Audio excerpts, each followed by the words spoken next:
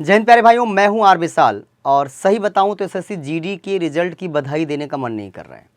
मैंने अभी आपको सुबह बोला था कि भाई मैं अभी पूरी तफसीर से मेरी पूरी टीम काम कर रही है और उस पूरे रिजल्ट के बाद मैं आपके बीच में आऊँगा।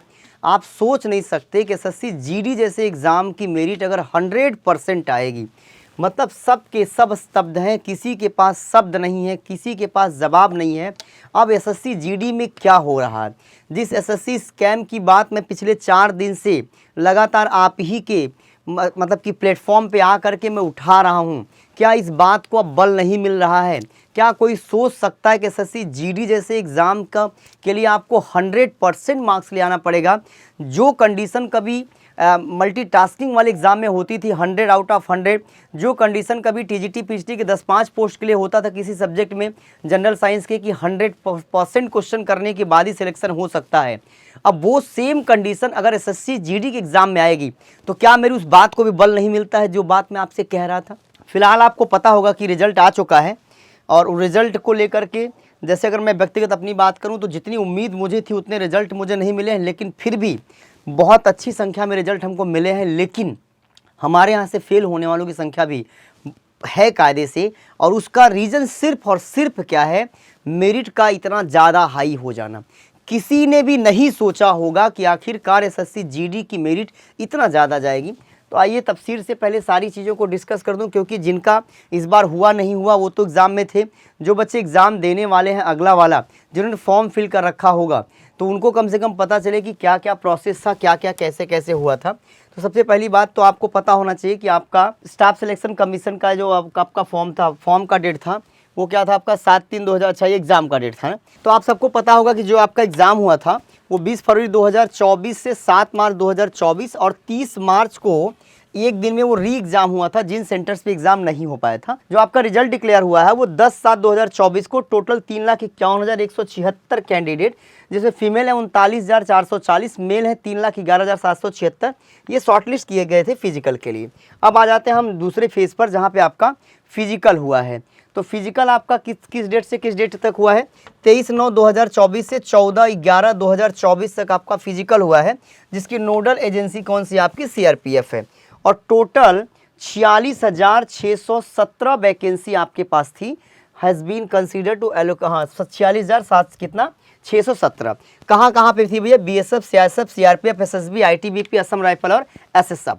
रिजल्ट आ चुका है, आपका रिजल्ट आ चुका है। अब हम चलते हैं आगे बढ़ते हैं। देखिए रिजल्ट की बात अगर हम करें, हाँ फीमेल की पोस्ट की बात करें, देखिए इसी को लेकर अब यहीं पर मैं आपका ध्यान खींचना चाहता हूँ। इसी लिस्ट को लेकर के लोगों को लगता है कि क्या सेकेंड लिस्ट भी आएगी क्या? कैसे? जैसे ईडब्ल्यूएस में लड़कियों के लिए 592 सीट थी, जिसमें सेलेक्ट कितनी हुई? 416। इसका मतलब लगभग 100 सीट यहाँ पे का लगभग कितना आपका 100 सीट के ऊपर ज़्यादा खाली हो गई। 794 एससी में 747, 476 में 466, 1087 में 1065, 2231 में 2197, कुल थी 5150, जिसमें हुआ 4891। एक्स सर्विस मैन में आपका 473, जिसमें एक भी नहीं हुआ, 0। तो इसका मतलब ये सारी की सारी वैकेंसी बैकलॉग में चली गई। बैकलॉग मतलब कि खाली हो गई। तो यहाँ से एक मतलब कि एक बात को बल मिलता है कि इसका मतलब सेकेंड लिस्ट आएगी क्या? इस पर मैं बाद में आपको तफसीर से बताऊंगा पूरे डिटेल के साथ कि आखिरकार सेकेंड लिस्ट आएगी कि नहीं आएगी। आपको इंतजार करना है कि नहीं करना है, इस बात की असल सच्चाई जानने के लिए आपको वीडियो के अंत तक बने रहना पड़ेगा। चलो आगे बढ़ जाते हैं। आगे अगर हम बढ़ जाएं तो ऐसे ही अगर हम मेल की बात करें, देखिए कितना पोस्ट थी 5040, जिसमें पास कितना हो मेरे भाई 3741। एससी में आपका ईडब्ल्यूएस है आपका, एससी में आपका 6032 में 6004, एसटी में 4318 में 4277, ओबीसी में 4712 में 8712 में 8528। सही बताऊं तो आपसे ज़्यादा दिमाग मेरा खराब हुआ इस मेरिट को देख करके। अच्छा जनरल में बताऊं 17,365 में 16,825, कुल 41,467 पोस्ट में 39,375 बच्चा पास हुआ है। मतलब ये बाकी पोस्ट खाली हुई है। 4,164 एक सर्विसमैन में 753, ये मेल वाले में है, आप समझ गए। तो मतलब देखिए कितना पोस्ट आपकी खाली जा रही है। अब आगे बढ़ जाते हैं हम अब आगे बढ़ जाते हैं और देखते हैं कि आखिरकार अब हम चलते हैं सीधे सीधे मेरिट लिस्ट पर। अब अगर मेरिट लिस्ट की बात करें, ये बाकी सारी बातें बकवास वाली थी। अब ये देखिए जो आपकी मेरिट है भैया वो किसकी है, एसएसएफ की। अब यहाँ पर अगर देखिए ईडब्ल्यूएस एक्स सर्विसमैन में 7 पोस्ट थी, एक भी कोई आया नहीं एग्जाम देने, कोई भर्ती नहीं हुई। ईडब्ल्यूएस में 7 पोस्ट थी, 7 की 7 152, ये लड़कियों की बात है, 152 नहीं 153, 160 नंबर के एग्जाम में माइनस मार्किंग के साथ 153 नंबर आपको ले आना है। अलग बात है नॉर्मलाइजेशन है, 3 फेज के बाद ये नंबर यहाँ पर पहुँचा है। इसका मतलब होगा कि ऐसा नहीं कि आपको वहीं से 75 क्वेश्चन सही करके आना था, लेकिन आखिरकार पहुँचना कहाँ पर है। अब अगर मैं ओबीसी की बात करूँ 153 यहाँ भी है, एससी की बात करूँ 149, सोचिए 149 नंबर। हाँ लेकिन ये बात ये अलग है, ये बात दीगर है कि ये मेरिट ऑल इंडिया लेवल पे बनती है। लेकिन आप इस बात को लेकर के बिल्कुल भी सब इस ख्वाब में ना रहें कि बाकी जो मेरिट स्टेट में बनती है उसमें बहुत बड़ा गैप है। अब मैं आपको दिखाता हूँ कि सियासत की मेरिट भी 152-53 तक गई है भाई साहब। अब आगे बढ़ जाता हूँ, अगर मैं मेल की बात करूं, अब अगर मैं लड़कियों की बात करूं, और देखिए मैं सीधे सीधे मतलब कुछ स्टेट को डिस्कस करते हुए मैं आ जाऊंगा बड़े स्टेट पे, यूपी बिहार की। जैसे अब यहाँ आंध्रा सबसे पहले है, तो आंध्रा में देखिए ईडब्ल्यूएस की का कट ऑफ कितना है 87। यहाँ भी आप ध्यान लगाएंगे कि यूपी बिहार और बाकी स्टेट में कितना फ़र्क है।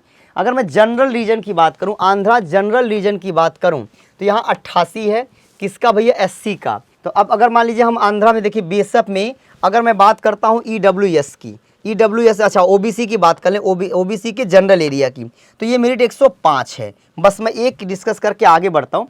मैं सीधे चलता हूँ भाई बिहार की तरफ, बिहार की तरफ चलता हूँ। अगर मैं बिहार पे आ जाऊँ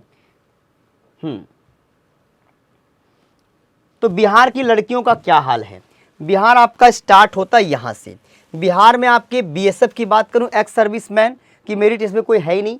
अब अगर मैं बीएसएफ में ईडब्ल्यूएस के जनरल रीजन की बात करूं, इस चीज़ को ध्यान से देखिएगा, तो 133 नंबर मेरिट है। कितना, 133। ये लड़कियों का रिजल्ट है बिहार के ईडब्ल्यूएस में। अब अगर मैं बिहार इसमें ओबीसी की बात करूं जनरल रीजन, ओबीसी की बात करूं जनरल रीजन, तो ये रिजल्ट है मेरे भाई 134 नंबर। यहीं पर अगर मैं यूआर की बात करूं जनरल रीजन, तो ये मेरिट कितना, 136। मतलब बिहार में लड़कियों का बीएसएफ के लिए 133, 134, 136 ये कंडीशन है लड़कियों का। मैं एक आध दो फोर्स और देख लेते हैं, सीआईएसएफ की बात कर लें। अब अगर हम सीआईएसएफ की बात करें, यहाँ से आपका सीआईएसएफ स्टार्ट हो गया। सीआईएसएफ में ईडब्ल्यूएस का जनरल का देखिए 138 है, ऐसे सीआईएसएफ में ओबीसी के जनरल रीजन का 139 है। और अगर हम यूआर की बात, एससी का कितना है मेरे भाई, एससी का 118 है। और अगर मैं जनरल रीजन की बात जनरल की बात करूं तो देखिए 142 है। बिहार में 142 कट ऑफ है भैया, 142। बात क्लियर हो गई। अब चलिए आगे बढ़ते हैं, हम मेल की बात करेंगे। मेल की बात करेंगे। अगर हम मेल पे आ जाएं, अब देखिए यहाँ से आ गया आपका मेल एसएसएफ। अब मेल एसएसएफ में आपका देखिए एक्स सर्विसमैन का कितना भाई, 124। ठीक बात है। ईडब्ल्यूएस का है एक साहब का 158 नहीं 158 दशमलव कुछ, मतलब 159। बाप रे बाप, कहने का मन कर रहा है कि नहीं, 160 में 158 मतलब 159। कहने का मतलब कि 100% मार्क्स आपको ले आना है। और आपको क्या लगता है ये 100% मार्क्स इम्पॉसिबल होता तो किसी का भी ना होता, और बहुत आसान होता तो सबका हो जाता। क्या स्कैम भी है इसमें, इस पर भी तफसील से चर्चा करूंगा। आगे बढ़ जाते हैं। अब देखिए आगे क्या है भैया, अगर मैं ईडब्ल्यूएस क्या हो गया, ओबीसी की देखिए 158, एससी की देखिए आपका 154, एसटी की देखिए 151 और जनरल की देखिए 159.61, 159.61 मतलब सीधे सीधे 160 नंबर। एक भी सवाल छोड़ने का कोई स्कोप नहीं है। मैं फिर से अपनी बात को रिपीट कर रहा हूँ क्योंकि मैं आपको कभी ब्लफ नहीं देता कि ये रिजल्ट आपका, ये आपका जो 100 ये जो मेरिट बनी है, ये आपके रिटर्न के बाद फिजिकल मेडिकल को मिला करके नॉर्मलाइज मार्क्स है। ये कहने का मतलब ये नहीं कि अब ये लड़का 80 सवाल ही सही करके आया होगा, लेकिन हाँ इसका नंबर वाकई 75 सवाल से ऊपर रहा होगा। मेरिट बहुत जंप की है, इसमें कोई शक नहीं है। आगे चल जाते हैं अगले। अब हम चलते हैं सीधे सीधे मेल कैंडिडेट के मेरिट पर।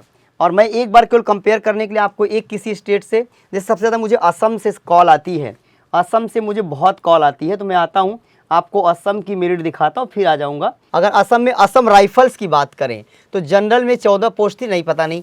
EWS की बात करें, ये तो आपका क्या है, आपका 103 मेरिट है भैया।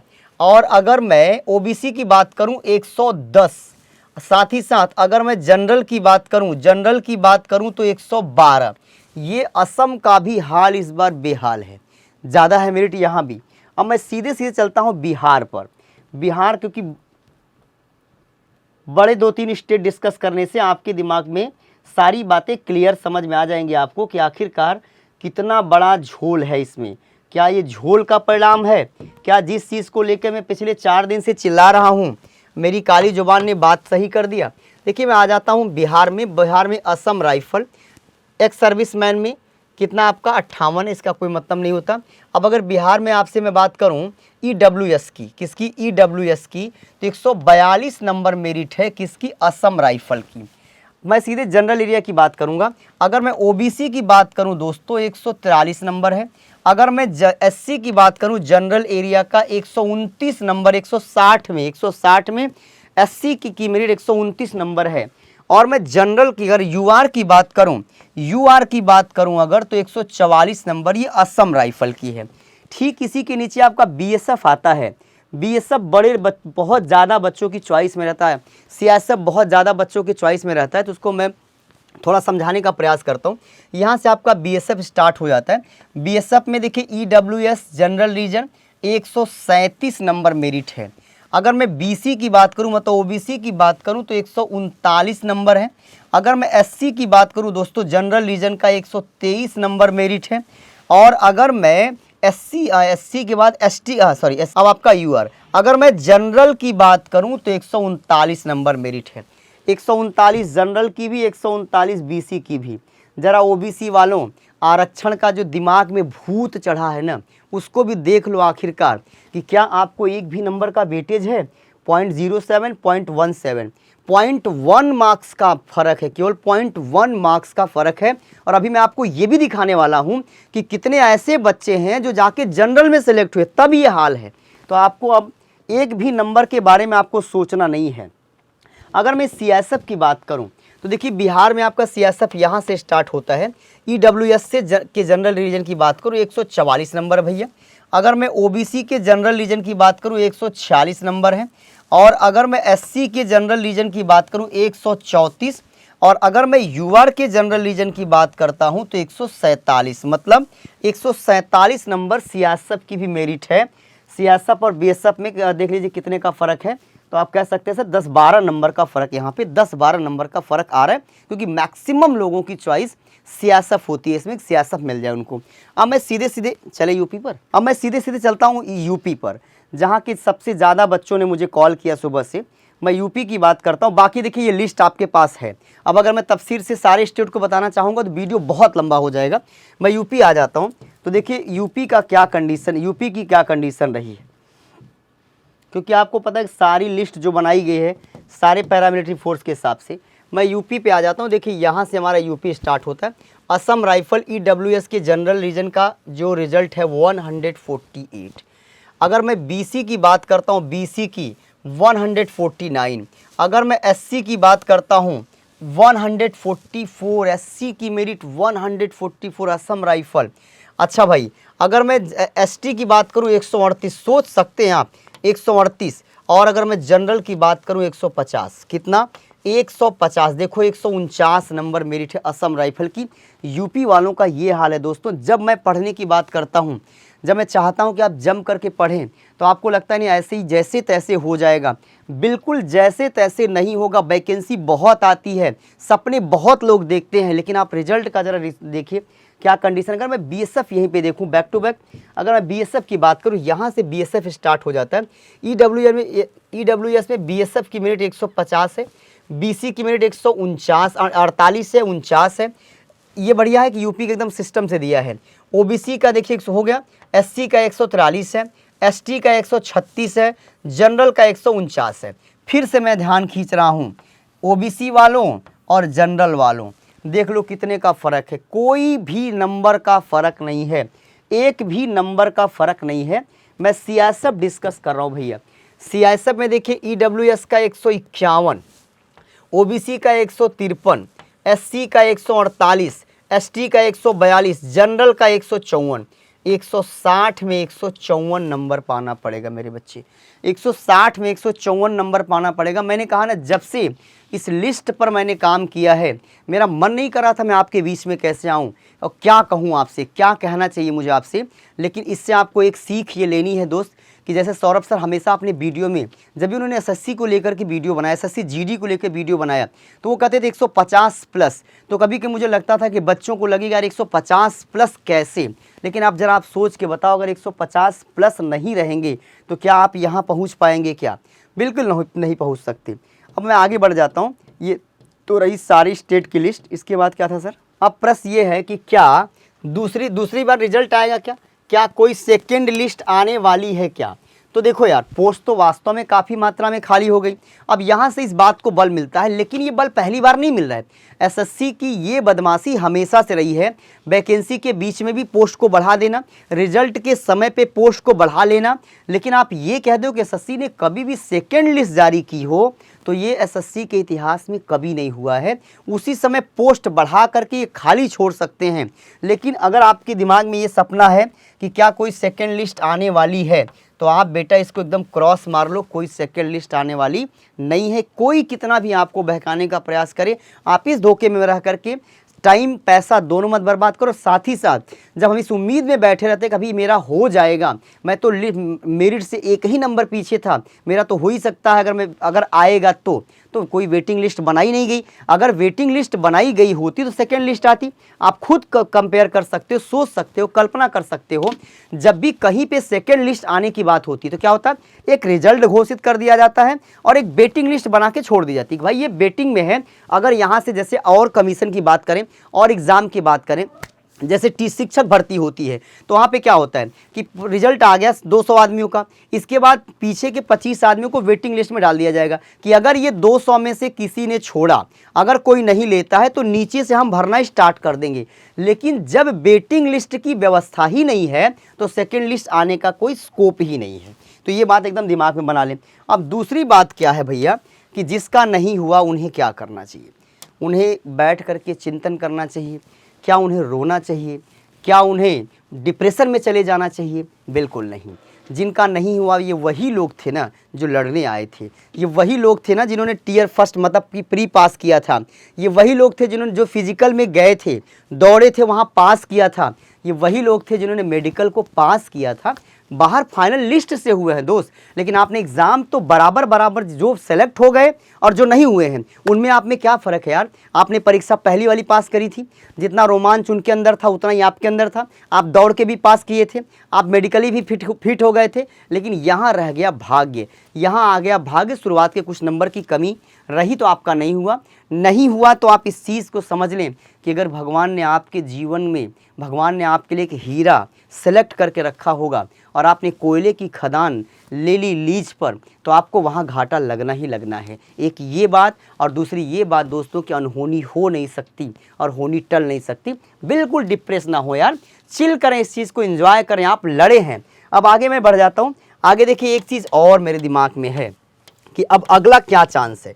तो यार पहली बात तो ये जो बच्चे हमारे हैं, इनमें से मैक्सिमम क्या 100% लगभग ऐसे होंगे, 2% मैं मान सकता हूँ जिन जो एज ओवर हो रहे हैं, लास्ट एग्जाम रहा होगा 4% 5%, लेकिन मैक्सिमम लड़के फॉर्म भरेंगे जिनका एग्जाम 2 फरवरी से स्टार्ट हो रहा है। तो पहले तो एकदम जम करके लग जाइए। आइए, हम आपके साथ हैं, हम कंटिन्यू आपके साथ बने हुए हैं। हम कोई किताब खरीदने के लिए आपको नहीं कहेंगे, हम कुछ नहीं बताएंगे कि नहीं ये किताब खरीद लो पास हो जाओगे।